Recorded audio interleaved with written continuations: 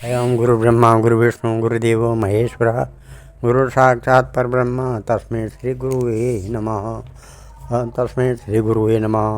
आदौ देवकी देवगर्भजननं गोपी गिरिवर्धनं मायापूतन जीवतापहरणं गोवर्धनोद्धारणं कंसच्छेदनकौरवादिहननं कुन्तीसुतापालनम् एतत् श्रीमद्भागवतं पुराणकथितं श्रीकृष्णलीलामृतं निगमकल्पतरोर्गलितं फलं शुकमुखाद्रवामृतसंयुतं पिबत भागवतं रसमालया मुहरौ रसिका भुवि भावुका।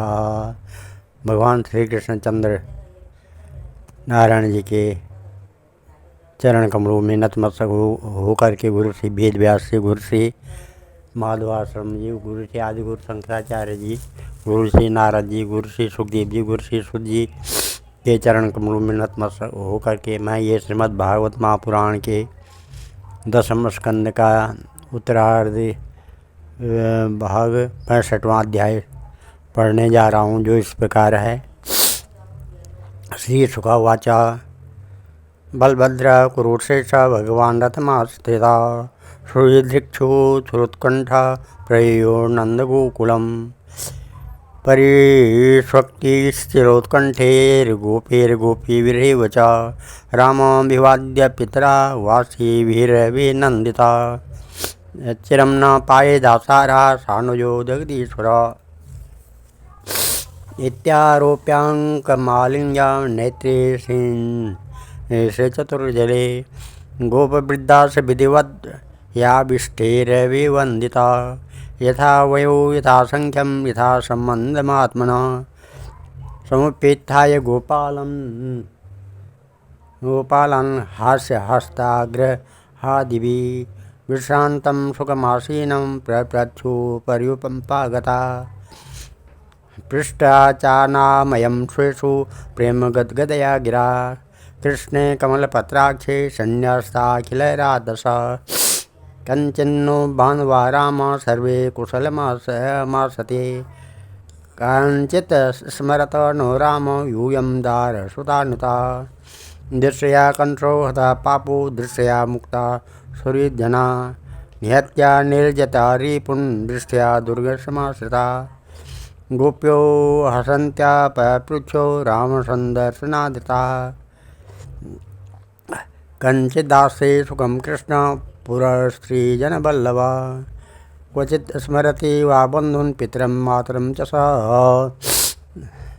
अप्यसौ मातरं द्रष्टुं स्कद्रिप्यागमिष्यति अपि वा स्मरते अस्माकम् अनुसेवं महाभुजा मातरं पितरं भ्रातॄन् पतिन् पुत्रान् स्वश्रीरपि यदर्थे जहिं दासारः दुष्त्यजान् स्वजनान् प्रभो तान् सद्य परित्यज्य गता सा छिन्नसहृदा कथं नो तादृशं स्त्रीभिर्सदीयायेत्यभाषितम्।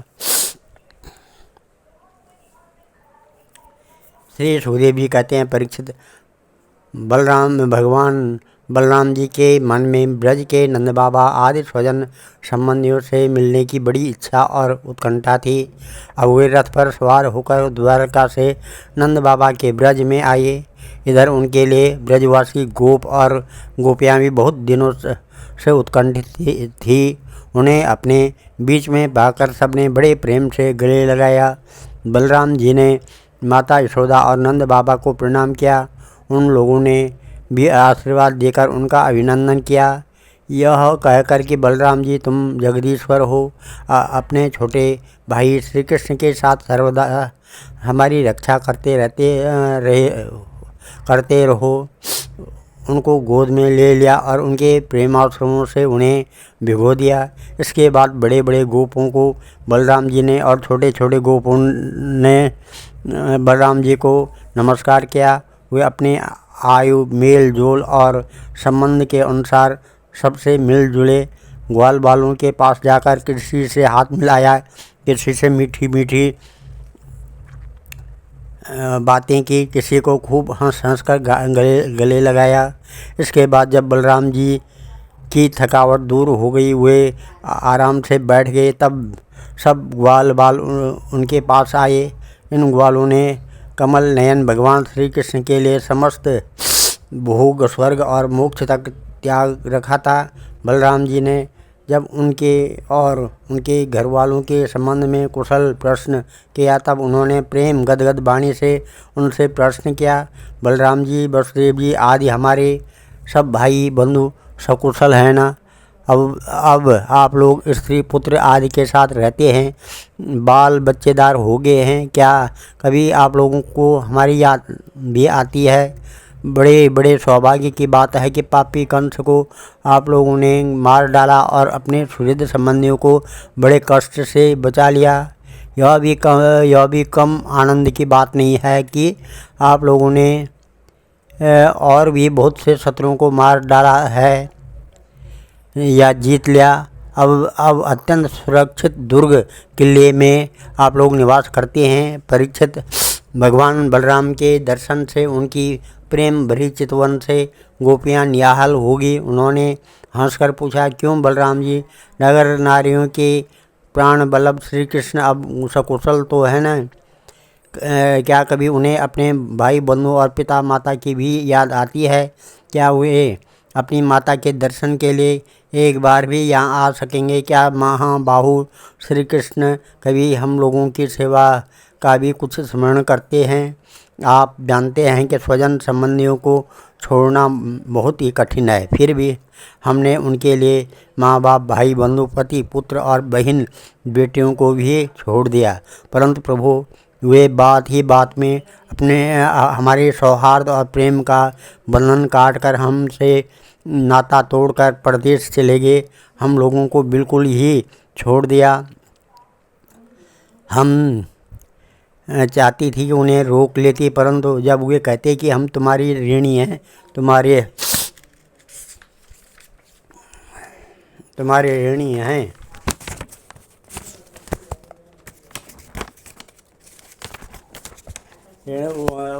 ऋणी है, उसका उपकार का बदला कभी नहीं चुका सकते हैं, तब ऐसी कौन सी स्त्री है जो उनकी मीठी मीठी बातों पर विश्वास न कर लेती? एक गोपी ने कहा, बलराम जी, हम तो गाँवों की गंवार ग्वालिनें ठहरी उनकी बातों में आ गए, परंतु नगर की सखियाँ तो बड़ी चतुर होती हैं। भला वे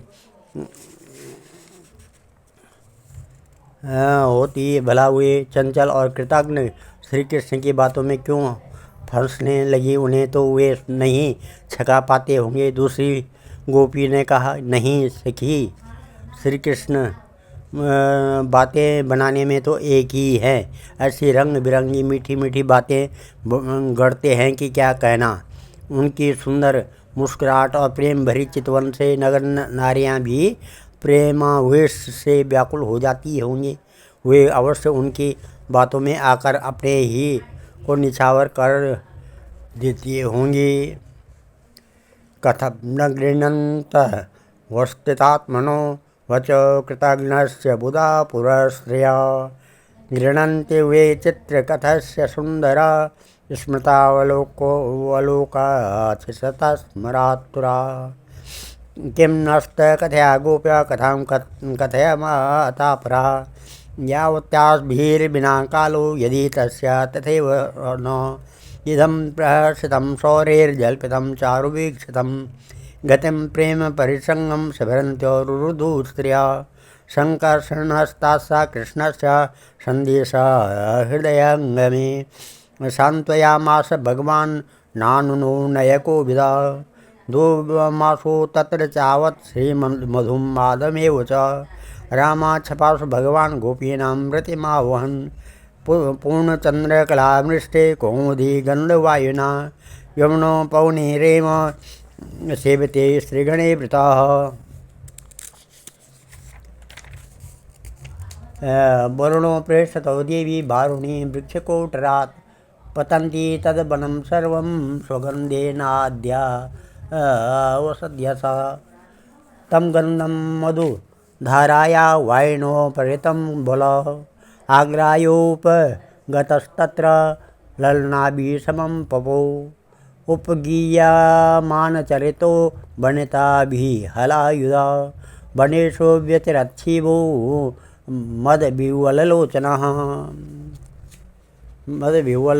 इस प्रकार से तिरसी गोपी ने कहा, अरे गोपियों, हम लोगों को उनकी बात से क्या मतलब है। यदि समय ही काटना है तो कोई दूसरी बात करो। यदि उस निष्ठुर का समय हमारे बिना बीत जाता है तो हमारा भी उसी की तरह भले ही दुख से क्यों ना हो कट ही जाएगा। अब गोपियों के भाव नेत्रों के सामने भगवान श्री कृष्ण की हंसी, प्रेम भरी बातें, चारु चितवन, अनूठी चाल और प्रेमालिंगन आदि मूर्तिमान होकर नाचने लगे। वे उन बातों की मधुर स्मृति में तन्मय होकर रोने लगी। परीक्षित, भगवान बलराम जी नाना प्रकार से अनुनय विनय करने में बड़े निपुण थे। उन्होंने भगवान श्री कृष्ण के हृदय स्पर्शी और लुभावने संदेश सुनाकर गोपियों को सांत्वना दी और बसंत के 2 महीने चैत्र और वैशाख वहीं बिताए। वे रात्रि के समय गोपियों में रहकर उनके प्रेम की अभिवृद्धि करते। क्यों न हो भगवान राम ही जो ठहरे। उस समय कुमुदिनी सुगंध लेकर भीनी भीनी वायु चलती रहती। पूर्ण चंद्रमा की चांदनी छिटक कर यमुना जी के तटवर्ती उपवन को उज्ज्वल कर देती और भगवान बलराम गोपियों के साथ वहीं विहार करते। वरुण देव ने अपनी पुत्री वारुणी देवी को वहाँ भेज दिया था। वह एक वृक्ष के खोडर से वहाँ निकली। उसने अपने सुगंध से सारे वन को सुगंधित कर दिया। मधुधारा की वह सुगंध वायु ने बलराम जी के पास पहुंचाई, मानो उसने उन्हें उपहार दिया हो। उसकी महक से आकृष्ट होकर बलराम जी गोपियों को लेकर वहां पहुंच गए और उनके साथ उसका पान किया। उस समय गोपियां बलराम जी के चारों ओर उनके चरित्र का गान कर रही थी और वे मत वाले से होकर वन में विचर रहे थे। उनके नेत्र आनंदमय से विह्वल हो रहे थे।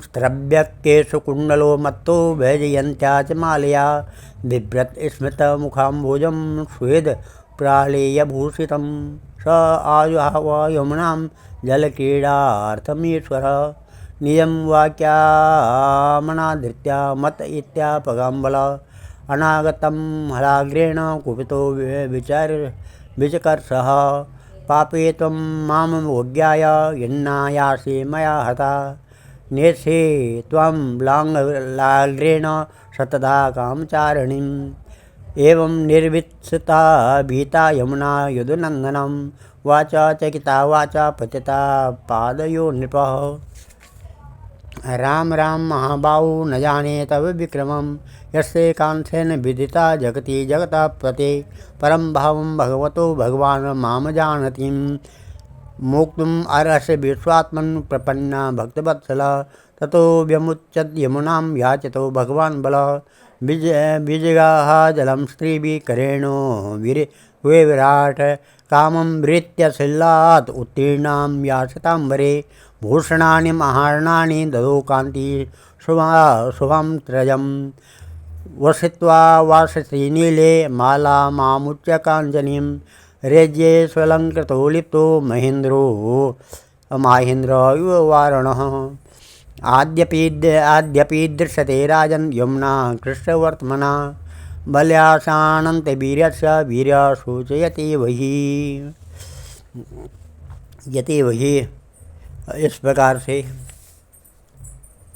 गले में पुष्पों का हार शोभा पा रहा था। वैजयंती माला पहने हुए आनंदोत्मत हो रहे थे। उनके एक कान में कुंडल झलक रहा था। मुखार बिंद पर मुस्कुराहट की शोभा निराली ही थी। उस पर पसीने की बूंदें हिमकर्ण के समान जान पड़ती थी। सर्वशक्तिमान बलराम जी ने जल क्रीड़ा करने के लिए यमुना जी को पुकारा, परंतु यमुना जी ने यह समझ कर कि ये तो मत वाले हो रहे हैं, उनकी आज्ञा का उल्लंघन कर दिया। वे नहीं आई, तब बलराम जी ने क्रोधपूर्वक अपने ही हल की नोक से उन्हें खींचा और कहा, पापनी तुमने मेरे बुलाने पर भी तो मेरी आज्ञा का उल्लंघन करके यहाँ नहीं आ रही है, मेरा तिरस्कार कर रही है। देख, अब मैं तुझे तेरे स्वेच्छाचार का फल चखाता हूँ। अभी अभी तुझे हल की नोक से 100 टुकड़े किए देता हूँ। जब बलराम जी ने यमुना जी को इस प्रकार डांटा फटकारा तब वे चकित और भयभीत होकर बलराम जी के चरणों पर गिर पड़ी और गिड़गिड़ाकर प्रार्थना करने लगी। लोकाभिराम बलराम जी, महाबाहो, मैं आपका पराक्रम भूल गई थी जगतपते। अब मैं जान गई कि आपके अंश मात्र शेष ही इस सारे जगत को धारण करते हैं। भगवान, आप परम ऐश्वर्यशाली हैं। आपके वास्तविक स्वरूप को न जानने के कारण ही मुझ से यह अपराध बन गया है। सर्वस्वरूप भक्त वत्सल, मैं आपके शरण में हूँ। आप मेरी भूल चूक क्षमा कीजिए, मुझे छोड़ दीजिए। अब यमुना जी की प्रार्थना स्वीकार करके भगवान बलराम जी ने उन्हें क्षमा कर दिया और फिर जैसे गजराज हाथिनियों के साथ क्रीड़ा करता है, वैसे ही वे गोपियों के साथ जल क्रीड़ा करने लगे। जब वे यथेष्ट जल विहार करके यमुना जी से बाहर निकले, तब लक्ष्मी जी ने उन्हें नीलांबर बहुमूल्य आभूषण और सोने का सुंदर हार दिया। बलराम जी ने नीले वस्त्र पहन लिए और सोने की माला गले में डाल दी। वे अंगराग लगाकर सुंदर भूषणों से विभूषित होकर इस प्रकार शोभायमान हुए मानो इंद्र का श्वेत वर्ण ऐरावत हाथी हो। परीक्षित, यमुना जी जब अब भी बलराम जी के खींचे हुए मार्ग से बहती हुई हैं और वे ऐसी जान पड़ती है मानो अनंत शक्ति भगवान बलराम जी का यश गान कर रही हूँ। एवं सर्वा निशायाता एके वरमतो ब्रजे रामस्य क्षिप्तचित्तस्य माधुर्येर ब्रजयोषिताम। बलराम जी का चित्त ब्रजवासिनी गोपियों के माधुर्य से इस प्रकार मुग्ध हो गया कि उन्हें समय का कुछ ध्यान ही न रहा। बहुत सी रात्रियां एक रात के समय समान व्यतीत हो गई। इस प्रकार बलराम जी ब्रज में विहार करते रहे। आज मैं इस कथा को यहाँ पर विराम देता हूँ। कल 66वां अध्याय है, पौंड्रुक और काशीराज का उद्धार, ये कथा चलेगी। ओम नमो ध्येयं सदा परिभवग्नमविष्टदोहं तीर्थात्पदं शिवविरञ्चनुतं शरणं भृत्यात्यहं प्रणतपालभवाब्धिपोतं वन्दे महापुरुषते चरणारविन्दम्। ओम सर्वे भवन्तु सुखिनः, सर्वे सन्तु निरामया, सर्वे भद्राणि पश्यन्तु, मां कश्चित् दुःखभाग् भवेत्। धन्यवाद।